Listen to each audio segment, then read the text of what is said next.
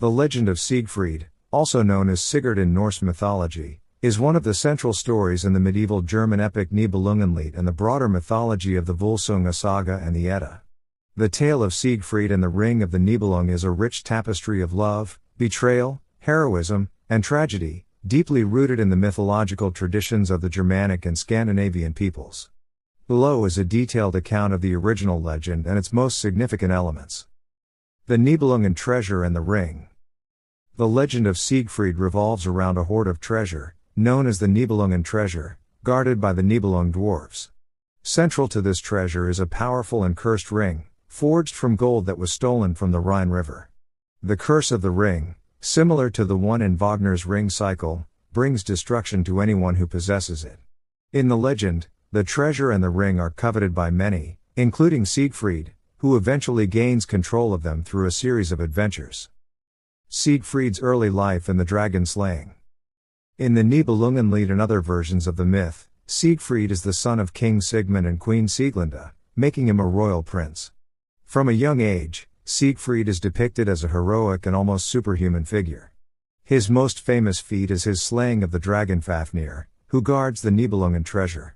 Fafnir was once a man but was transformed into a dragon to guard the treasure, which he had stolen after murdering his own family.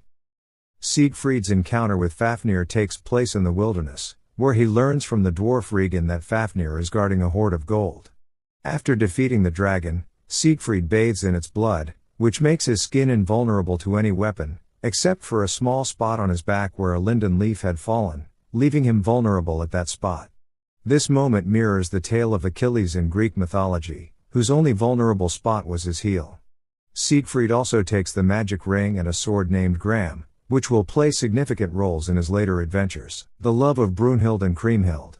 One of the most significant aspects of Siegfried's legend is his complex relationships with two women, Brunhild, Brunhilde, and Kriemhild, Gudrun in Norse versions. After his victory over Fafnir, Siegfried comes across Brunhild, a powerful Valkyrie or shield maiden, who had been cursed by Odin and placed in an enchanted sleep surrounded by flames on a mountaintop. Siegfried awakens Brunhild, and in some versions of the story, they fall in love, and he pledges to marry her.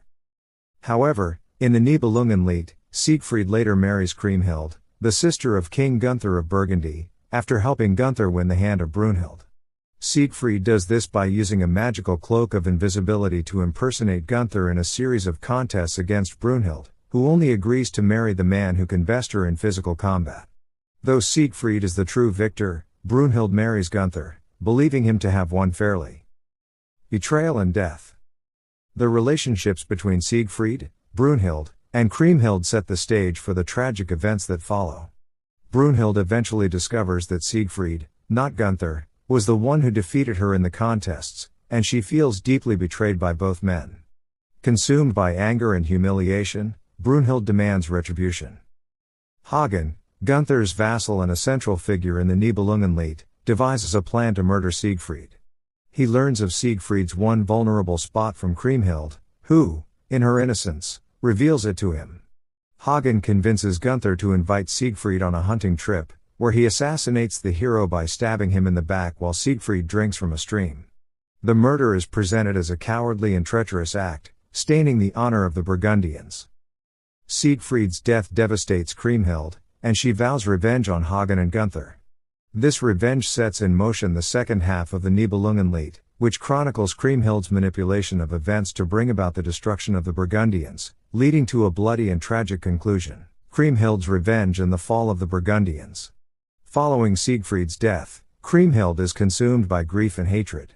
She spends years plotting her revenge, but the opportunity finally comes when she marries Etzel, Attila, the king of the Huns. Through this alliance, Kriemhild gains the power to destroy her enemies. She invites Gunther, Hagen, and the Burgundians to the court of Etzel, where she orchestrates a bloody massacre. The Burgundians fight valiantly, but they are outnumbered and ultimately overwhelmed by Kriemhild's forces. Hagen is captured and refuses to reveal the location of the Nibelungen treasure, which he had hidden in the Rhine.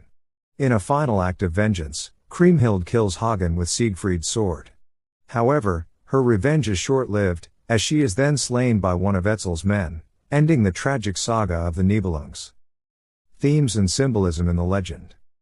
The legend of Siegfried and the Nibelungen treasure is rich with themes and symbols that have resonated through centuries of storytelling. The most prominent theme is the corrupting influence of power and greed, embodied by the cursed ring and treasure. The treasure brings ruin to all who seek it, from the Nibelungs to Siegfried, Hagen, and Kriemhild. This theme parallels the Norse myth of the cursed ring Andvarinnot, which is central to the Volsunga saga and other legends. The theme of betrayal is also central to the story. Siegfried's betrayal of Brunhild, Gunther's complicity in Siegfried's murder, and Kriemhild's ultimate betrayal of her family all drive the tragic events of the legend. These betrayals highlight the fragility of human relationships when influenced by pride, honor, and vengeance. The legend also explores the concept of fate, with the characters often unable to escape the destiny that the gods or their own actions have set in motion. Siegfried's invincibility, gained through the slaying of the dragon, is ultimately his downfall, as it makes him vulnerable to the betrayal that leads to his death. Influence on later works. The legend of Siegfried and the Nibelungen treasure has had a profound influence on Western literature and art. Wagner's Ring Cycle is perhaps the most famous adaptation, blending elements of the Nibelungenlied, the Volsunga saga, and other sources into a four-part operatic epic. Wagner's version focuses more on the philosophical aspects of power, destiny, and the human condition, but it retains the core elements of Siegfried's story, including the cursed ring, the dragon slaying, and the tragic betrayal. The legend has also inspired countless other works, from medieval literature to modern fantasy. J.R.R. Tolkien's The Lord of the Rings was heavily influenced by the Nibelungenlied and Norse mythology, particularly the concept of a cursed ring of power that brings ruin to its bearer. The legend of Siegfried and the Ring of the Nibelung is one of the great epic stories of Western mythology. It combines elements of heroism, tragedy, betrayal, and revenge, all centered around the cursed Nibelungen treasure. The story's themes of power, greed, and fate have made it a timeless tale, influencing generations of writers, artists, and composers. Whether in the medieval Nibelungenlied, the Norse Volsunga saga, or Wagner's Ring Cycle, the legend of Siegfried remains a powerful and enduring part of cultural history.